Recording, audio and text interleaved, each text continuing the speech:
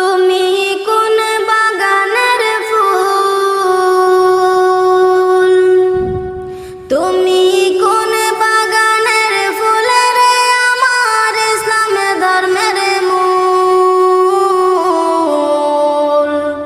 সকল নবী হইতে শ্রেষ্ঠ আখেরি রাসূল, তুমি কোন বাগানের ফুল, তুমি কোন বাগানের ফুল, তুমি কোন বাগানের ফুল রে আমার ইসলাম ধর্মের মূল।